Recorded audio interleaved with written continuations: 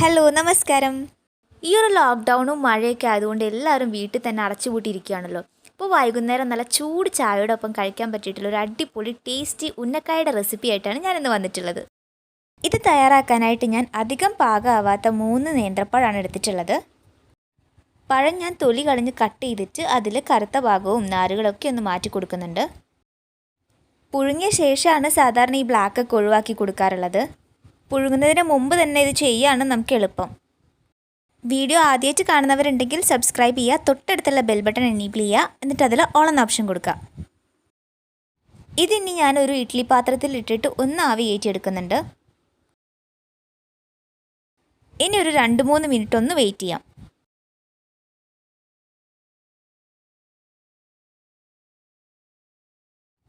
പഴം മുറിച്ചിട്ടത് കൊണ്ട് തന്നെ അധിക സമയം വേണ്ടി വരില്ല കുക്കാവാനായിട്ട്. ഇതധികം വെന്തു പോകാനും പാടില്ല.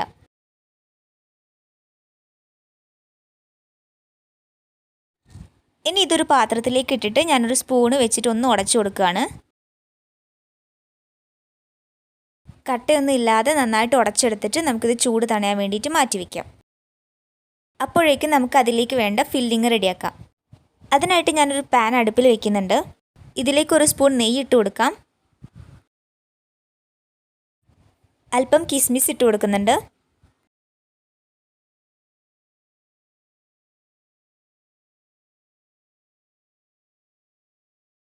ഇതിലേക്കൊരു 3 ടീസ്പൂൺ തേങ്ങ ചിരവിയത് ചേർത്ത് കൊടുക്കുന്നുണ്ട്.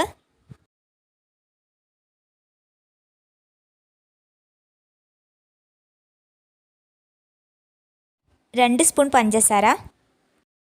മധുരം ഞാൻ 2 സ്പൂണേ ചേർത്തിട്ടുള്ളൂ. അപ്പോൾ നിങ്ങൾക്ക് ആവശ്യത്തിനനുസരിച്ച് ചേർത്ത് കൊടുക്കാവുന്നതാണ്.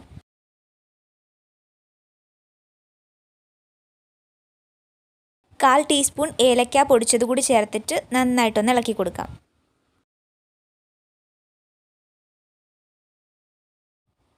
ചെറുതായിട്ടൊന്ന് കളറ് മാറി വരുമ്പം നമുക്കിത് ഓഫ് ചെയ്യാം.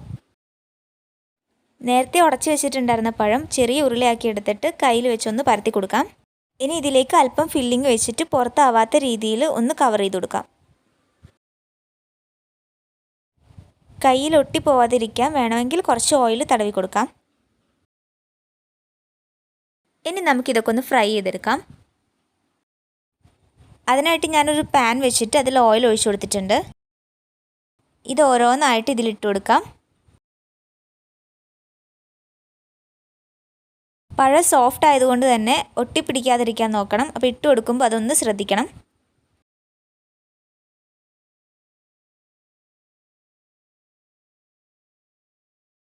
ചെറിയൊരു ബ്രൗൺ കളർ ആകുമ്പോഴേക്കും നമുക്കിത് ഓരോന്നായിട്ട് കോരിയെടുക്കാം. ഇതധികം കുക്കാവാനൊന്നുമില്ല.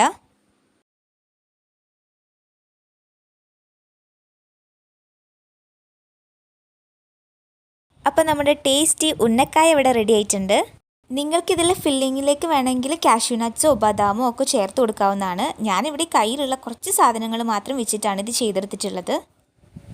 അങ്ങനെ എന്തെങ്കിലുമൊക്കെ ചേർത്ത് കൊടുക്കുകയാണെന്നുണ്ടെങ്കിൽ അതിൻ്റേതായ ടേസ്റ്റ് ഉണ്ടാവും. അപ്പോൾ അതൊക്കെ നിങ്ങളുടെ ഇഷ്ടത്തിനനുസരിച്ചിട്ട് ആഡ് ചെയ്ത് കൊടുക്കാവുന്നതാണ്. ഈ ഒരു സിമ്പിൾ മെത്തേഡ് എല്ലാവർക്കും ഇഷ്ടമായിട്ടുണ്ടാവുമെന്ന് വിചാരിക്കുന്നു. ഇഷ്ടമായിട്ടുണ്ടെങ്കിൽ ട്രൈ ചെയ്ത് നോക്കണം. പോകുന്നതിന് മുമ്പ് എല്ലാവരും ഒന്ന് ലൈക്കും സബ്സ്ക്രൈബും ഒക്കെ ചെയ്തിട്ട് പോവുക. ഫ്രണ്ട്സിനും റിലേറ്റീവ്സിനൊക്കെ ഷെയർ ചെയ്യാൻ വേണ്ടി മറക്കരുത്. അപ്പോൾ ഇനി നെക്സ്റ്റ് വീഡിയോയിൽ കാണാം.